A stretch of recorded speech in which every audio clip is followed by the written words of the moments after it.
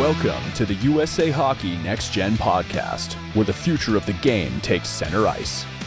Join us as we spotlight rising stars, innovative programs, and the voices shaping tomorrow's hockey community.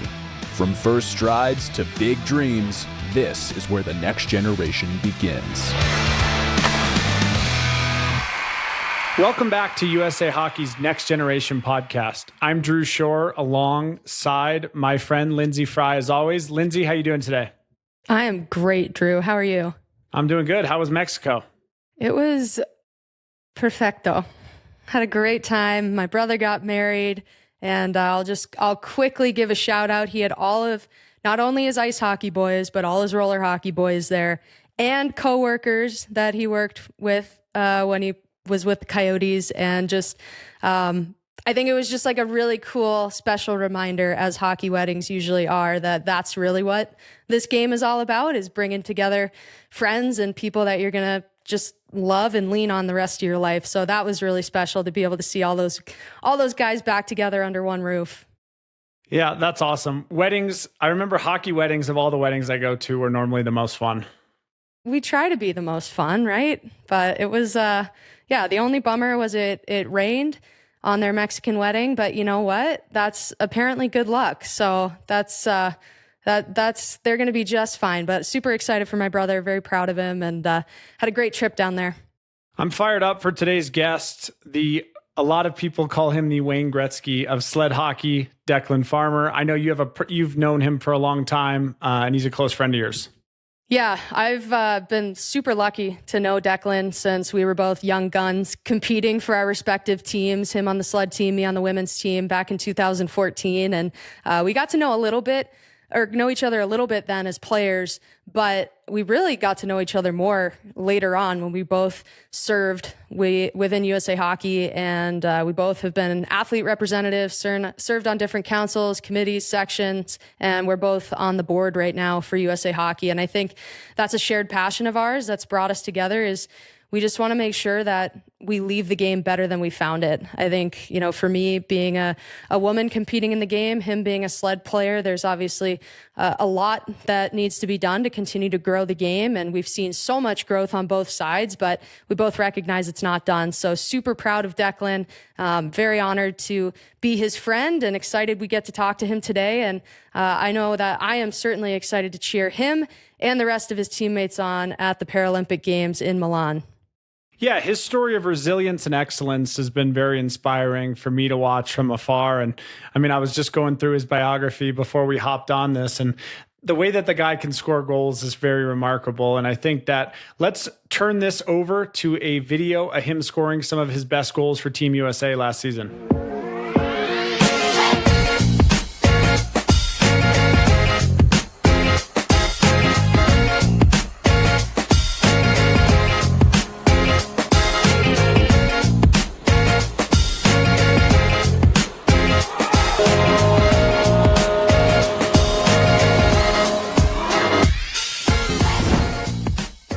Declan, how you doing today? Thanks for taking the time. Great. Thanks for having me on. We've been looking forward to chatting with you for a while. I've read up a lot on your story, and what I want to start with is, how did a kid growing up in Florida find hockey at the age of 12 years old? I guess like in a lot of southern markets now with NHL clubs, they actually do quite a bit growing the game. There's a bunch of rinks in Tampa. I grew up in Tampa. I live in Colorado now. There was basically as many rinks around Tampa as there are, around parts of Colorado, and definitely credit that to the Lightning. The first time I ever skated, I was 8, and it was a team from up north. I think it was Long Island, came and ran a clinic in Tampa for just local adaptive athletes. And I tried it. I had never played an adaptive sport before. And then, the next season, the Tampa Bay Lightning started sponsoring the club. I think someone in their community hockey department was starting to try sled hockey as well. So they kind of got that going. And then it just I did that casually for a few years. By the time I was 12, I started going to more, actually club tournaments outside the state of Florida. So started traveling a bit, got on the scene with like the USA Hockey summer junior development camps. there's only on the sled side, there's only one. It's just, kind of under 20 camp for everyone. And I was, me and Brody Roywell were like the two 12-year-olds there, were the two young guys, and then just kind of kept going from that point.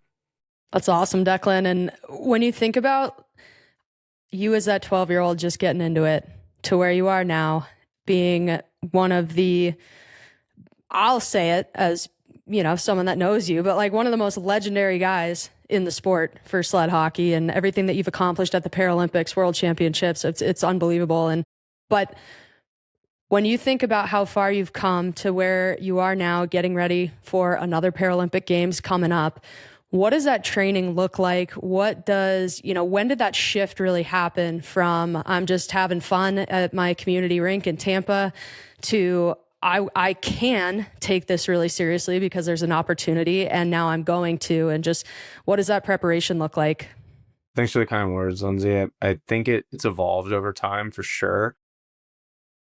I guess when I was 12, it's the first time I travel and see even players outside of Florida, so I can kind of see where I stack up against them. I also get to, national team players still play club for fun. So in the top divisions, I get to, watch the games as a kid, see guys who had just won gold in Vancouver, in the flesh playing club at the highest level.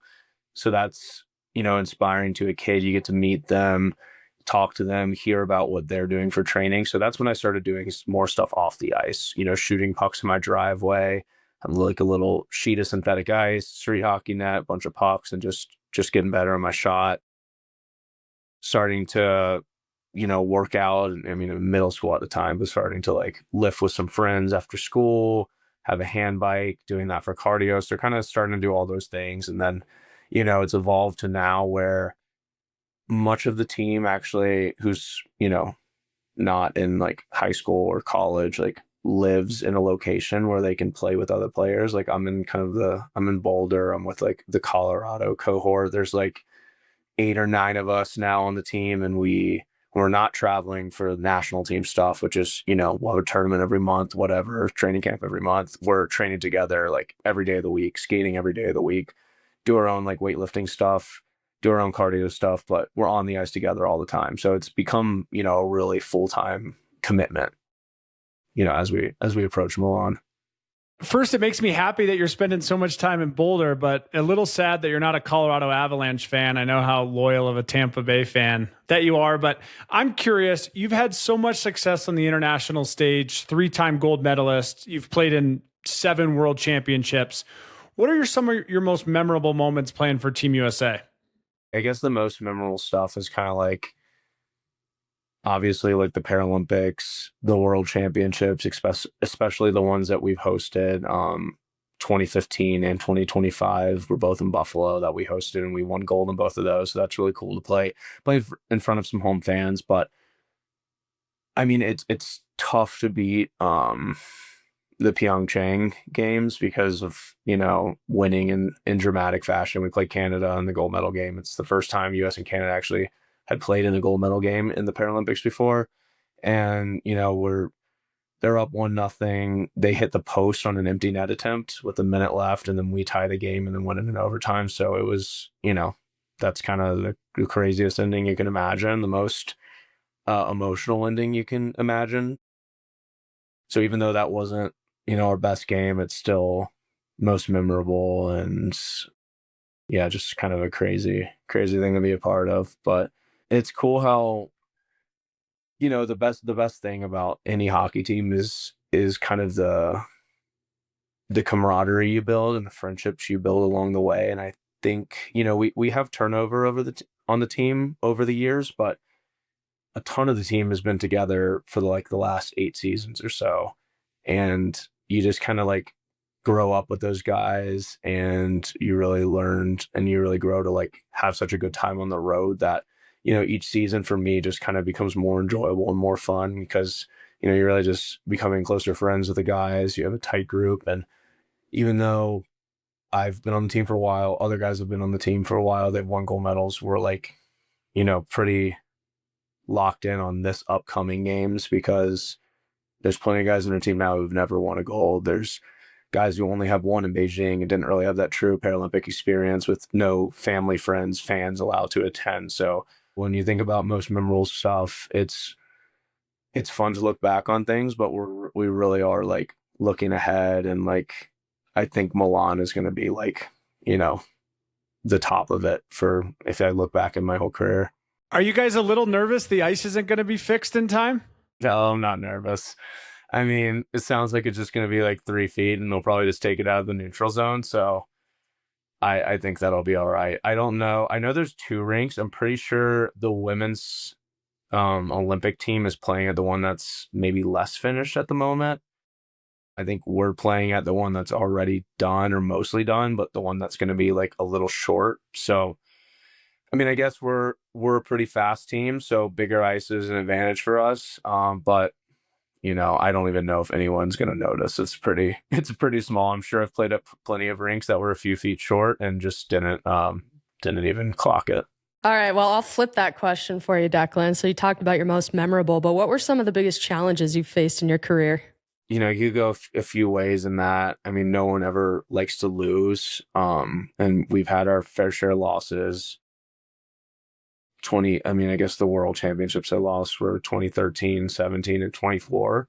So you always want to take lessons from those. I mean, 2 of those were the year before Paralympics. So it's kind of like the final, like, hey, like we got to change the stuff before the games. Like, this is really what we care about the most. Like, you always like can, you can take adversity, you can let it bog you down, or you can try to learn from it and spin it and turn it into a good lesson and something that you need. So I think we always like have done a good job of using that to our advantage. But I'd say like one challenge, and you know, it's probably the same for a lot of guys, is when I first started, it was less of a full-time commitment. You know, I'm in high school, I'm in college in my first 2 games, and you know, you're balancing all that. And then ahead of Beijing, I decided, all right, I graduated school in 2020. I'm going to take some time off, just focus on those games. And then after that, it's like, well, like, kind of where am I at now? Like, I've like, you know, I was planning on getting like a real job, but like no real jobs let you just take off,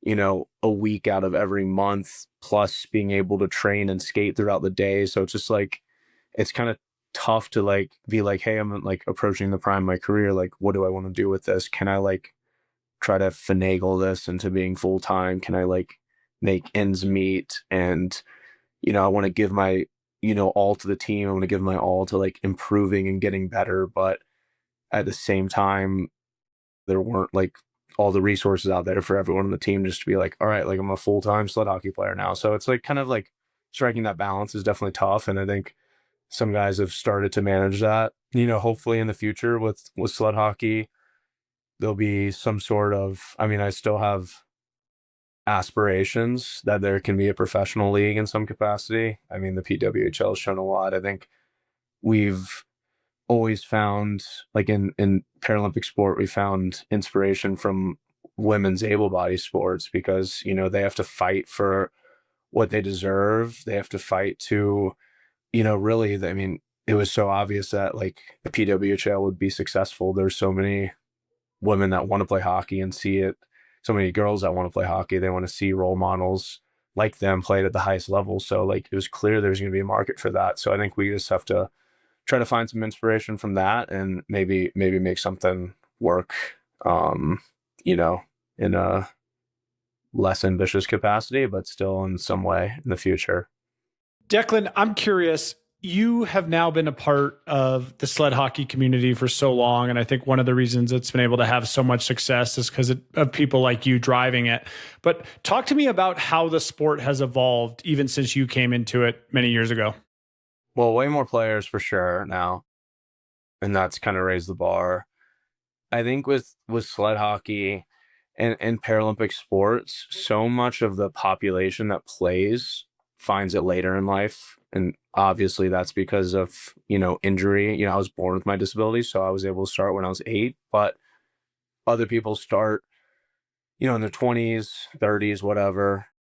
A lot of a significant makeup of our team since I've been on it has been from military veterans. So they're losing their legs or finding their injuries in their 20s and they're starting a sport, later in life. And it's hard. Like hockey's like it's not just like a one-dimensional sport. Like there's a lot to it. There's the physicality, from strength, from balance. Like hockey's a true like athletic sport. It's got it all, but it also has the skill side of things. And learning the skill side of things is actually pretty hard because you have to do everything with your upper body. So it's a lot like, soccer in ways where you have to be really fluid with your like legs, dribbling the ball, running, passing, shooting. Like you're doing all that like with your arms in sled hockey. And it's actually pretty hard to like make it look good and make it be fundamentally sound, especially if you're getting into it as an adult. So I think what's happened like throughout my career is that really like the skill bar has just increased, where like a lower level player on our team now would have been a top end skill player like just like 8 years ago. So that's kind of changed, in that there's just more players, more people to look up to.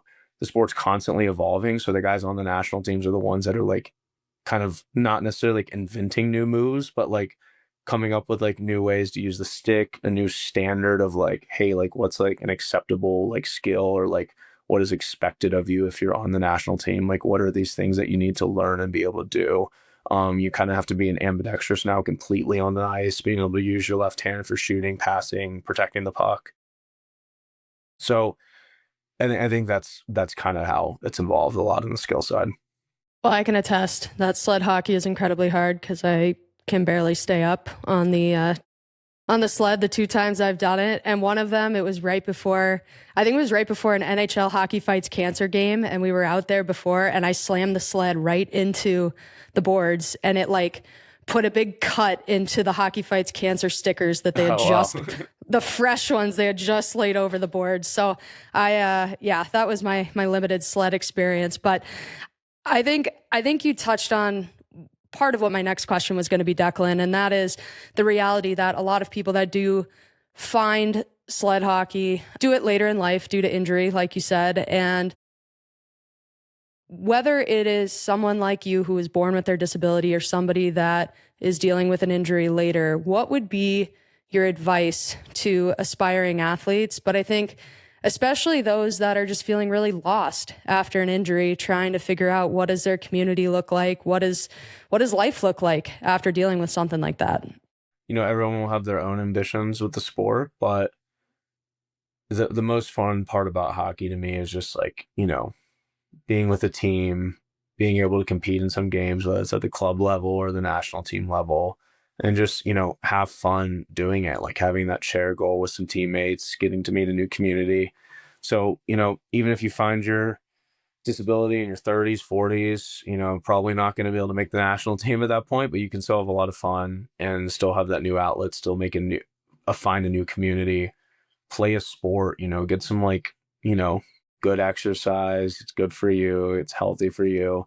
And you're going to have fun doing it. So I think just sled hockey community in general is it's a tight-knit group. It's really fun. I think people really, even national team players really enjoy playing club and just being on the ice and playing games with teammates. Like it's just a good time. You mentioned earlier how many new players are playing, and you spoke to the fact that a lot of people have stepped up and helped you guys from a resources standpoint and helped growing the game. Talk to me about how USA Hockey has helped the growth of sled hockey. Part of it, I think, is with with our national team, Dan Brennan's leadership with like the national programs and putting the team in a good place to succeed. And, our success has definitely probably contributed to people hearing about sled hockey, people trying it, people trying hockey. But definitely have to credit some former USA Hockey volunteers, JJ O'Connor and Jim Smith. Jim was the president of USA Hockey for a number of years. JJ was chair of the disabled section. And I mean, they had a long-term plan for growing sled hockey. I mean, they started committing resources to growing the club level, the grassroots level, which is, ultimately what USA Hockey is all about, decades ago. They invested in the youth side of it. They invested in those, they ran the development summer camps for sled. They got that on the program to get, sled hockey, a summer development camp alongside of the boys and girls camps. And, that just drives players. It drives the talent evaluation. It gets young players involved at, the top young players from around the country competing against each other in the same event annually. And, you don't see the fruits of that labor right away, but you're seeing it now. Our team is almost entirely filled of players who went through that camp as kids. And that's what you need. I mean, you need investment at the grassroots level now. If you look at the men's and women's stand-up teams, so many of those players now are from, the non-traditional hockey markets, a lot more than you'd expect. And that comes from a long-term view and patience and commitment. And, USA Hockey's, staff and volunteers definitely share that view. And it's definitely starting to really pay off now. Well, and I got to echo that, Declan, by just giving you some props, because you, as well as some of your current and former teammates, are right in the thick of it, serving on different councils, committees, sections within USA Hockey, serving as board members, athlete representatives. I mean, we're at those meetings together, and it's always so inspiring and cool to be talking to you guys and just everything that you're doing to try to continue to not only advance your side of the game with sled, but also, I mean, the way that you guys as the men's sled team have advocated for the women's sled team and now the opportunities that they're getting. And it's just, I think, a testament to that bigger picture of USA Hockey. And we all grow together, and we all have to continue to work together to make sure that everybody's got an opportunity to play and be successful. So you're right there. I mean, obviously, JJ, Jim, great guys that did a lot for the game, but let's give you guys some credit as well for being in it right now and just being leaders. Yeah, appreciate it. I mean, definitely well said. We do all grow together for sure. I think, the success of sled, success of women's stand-up, definitely it brings eyes to USA Hockey. It brings money to the foundation, which, helps us develop the grassroots side of all of youth hockey, adult hockey, whatever. So I think definitely we're all in it together. Declan, we're going to wrap this up with you with some fun rapid fire. The first one for me is, as a young athlete, I didn't watch a lot of TV. The only thing I would watch was sports, but one of the coolest things I would always watch was the ESPY Awards, just because it was the who's who in sports. And I saw you were able to win an award there in 2014. How cool of a night was that for you? That was really fun. It was fun to go, especially as I was, I was in high school at the time. My little brother got to come along, and he was 12 at the time, and sit with me in the front row. We're both into sports. We both follow sports. Meeting athletes, seeing them. There's for the athletes, there's kind of there was there's kind of hospitality areas. So we're there. He's hanging out with Richard Sherman and some other big football names at the time. So it was super cool. I've got one, and then I've got a story, and hopefully you probably won't remember it, but it'll hopefully make you laugh. But my question is, when you finally decide you're moving on, you've closed out your career, and hopefully we all get to play hockey forever in some capacity. But when we think about your elite career, when you look back on it all, what will you remember the most, and what will kind of be yes, I reached my goal and I am so proud of what I've accomplished? I think I'm in the golden years now for sure. I don't take that lightly. I mean, I think anytime you're kind of the median age on the team, you're definitely going to probably have the most fun. Cause I think up to this point, each year is more fun. I'm closer with the guys, can relate to the younger guys, the guys who are the generation older than me. But, as time goes on, that'll, I'll become one of the older guys on the team. I hope to keep playing a few more games. I definitely really hope to play a home games with Utah 2034. But you never know when the last one is. I don't want to take anything for granted. I mean, this next tournament could be my last. You you know, you never know what happens, what's going to happen in life. So I think, you know, now's the time for sure. This run with this team, a lot of the guys that have been the veterans I've looked up to my whole career, this could be their last games too. So it's the last opportunity to play with them. We have an incredible staff. You know, they're not going to stay around forever. I don't know if this game's going to be the last. I don't know if it's going to be the next one, but you know, this could be it. This could be it for sure. So I think I'm definitely aware that I'm in those golden years. But what was your second part of your question? Just like what will make you feel complete, I guess. And maybe you already feel that way. Like it could be over today and you'd feel complete, but like what is that thing that you'll look back on and be like, that I got everything out of that run that I wanted to? Yeah, you know, I'm definitely like very happy where it's been, but I think I have that like next tournament mentality, you know, trying to win with this current group of guys. That's different, you know, evolves every year. So that's part of my answer, but also, you know, want to leave the game in a space where, you know, it's really grown a lot. I mean, I talked about that a little bit with like a professional sled hockey league. I think just leaving it where it's like, you know, anyone with a disability, you know, especially kids, can look to, you know, our sport and be like, I want to like do that like as my job. Like that's what I aspire to be. And I think we're getting there, but there's still ways to go. That's awesome. Okay, here's my story, and we can cut it if we have to.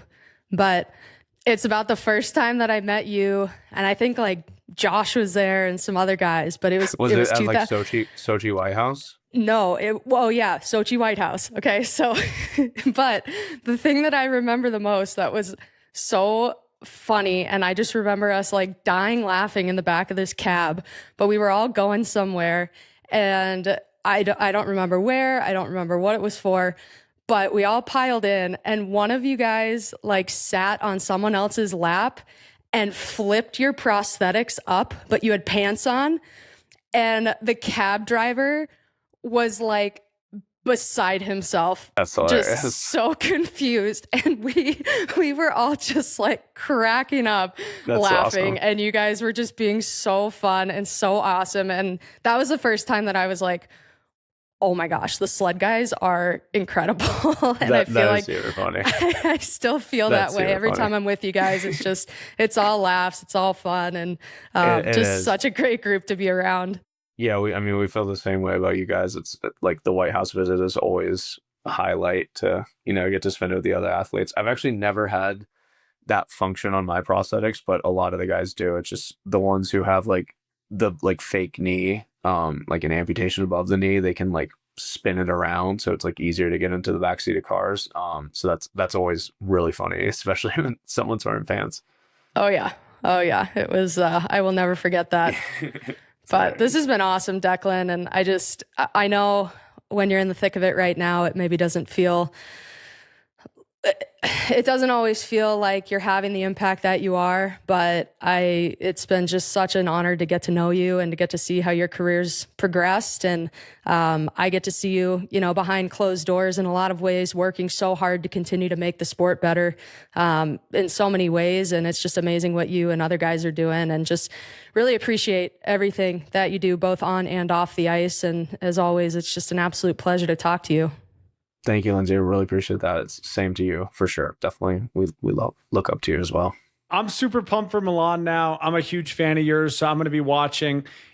Give me a name or one or two up-and-coming young players who are going to be on the team who I should also check out. Yeah, Caden Beasley. He's the next guy for sure. He actually started playing like during COVID, I think, or right before COVID started. He's from like Raleigh, North Carolina, basically doesn't like have any other higher level players to practice with, but somehow just like keeps progressing like crazy. Just, you know, supernatural. And yeah, I think you guys, you know, he catches the eye for sure on film. Hey, Declan, one of the coolest features we have on this podcast is what we call Kids Corner, where kids from around the country are going to be able to come in and ask you questions. Let's hop over to them now. I'm James Humphreys. I play for the Philadelphia Hammerheads, and I want to know how many years you've been playing sled hockey. I've been playing 20 years now. It's pretty crazy. Most of my time playing career has been on the national team at this point. So started so young. And I mean, it's kind of hard to believe I've been playing that long now. Feel pretty old for sure. That's those golden years you were talking about. Yeah, I know. I'm a DT. I play for the Columbus Blue Jackets sled hockey. And I was wondering, what's your favorite pregame meal or snack? It's a good question. I like to keep it light pregame.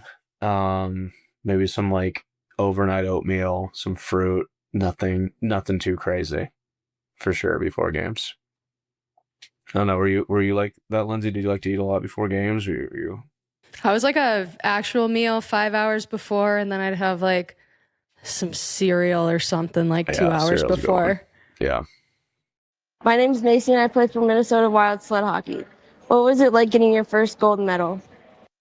First gold medal was really awesome. I think, I was one of the young guys on the team at the time, and was able to contribute in that tournament and felt like I, kind of like, when you're young, first year on the team, you want to like feel like you belong and you got to like earn your spot with your play on the ice, especially if you're kind of out of place age-wise. And, I felt like I did a pretty good job of that. I don't think I played very great in the gold medal game. So, as like an elite player, like if you're hard on yourself as a competitor, that's, that feeling is in there somewhere. But it was great because I think we really came together as a team during that Sochi tournament. Different guys stepped up at different times, and just to like cap it off with that group. A lot of guys retired after Sochi, so to have that like gold medal win to like tie that team together forever is very special. Awesome. Well, good luck. We're all going to be cheering you guys on, and thanks for doing this. Thank you. I appreciate it. Lyndsey, I don't know about you, but the first thing that episode did for me was fire me up to watch him in this year's Paralympic Games. Oh, absolutely. It's like the best time of year every 4 years to be able to watch the Paralympics, the Olympics, and just to see our sport on full display on the international level. And I think one thing that I always loved as a kid, regardless of whether it was the men's team, the women's team, the sled team, just seeing how global our game is and being able to see everybody from all over the world competing. It's what I loved as a player. It's what I love now as a fan. And I just think it's going to be so cool to see everybody coming together in Italy. Yeah, you trying to rub it in on me? I never got to play in those. Well, listen, if your brother didn't rub it in enough, then I will. But it's, listen, you got the NHL in your back pocket. Let me have my Olympic Games.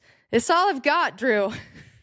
No, I always, like, as a fan of hockey, it was my favorite time of the year, and can't wait to watch these guys compete in Milan here. And that was just, he was so nice and generous with his time. I loved kind of learning more about his journey, how he started playing, and I thought that was an awesome episode.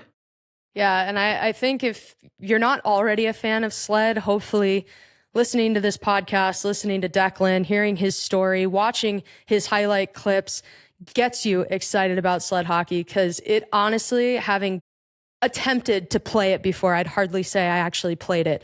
Attempting to play it, it is extremely challenging, and the amount of skill and just athleticism that these players have, it's unbelievable. So I think a lot of times people sometimes forget that when the Olympics are over, there's an entire additional event right after with the Paralympics. And that's where people can continue cheering on Team USA, I should say, watching the sled hockey team. They are the best of the best, and they're going in competing for gold. So it's going to be an awesome tournament, and just really, really excited to watch Declan and the rest of his teammates hopefully have some international success and bring home a Paralympic gold medal. Yeah, and for all of our listeners out there, follow Team USA sled hockey. So we will see everybody next time. Again, thank you to Declan. Drew, pleasure as always, my friend. Thanks for tuning in to the USA Hockey Next Gen podcast. Be sure to subscribe, share, and follow us for more stories that inspire the future of the game. Until next time, keep skating forward and growing the game one stride at a time.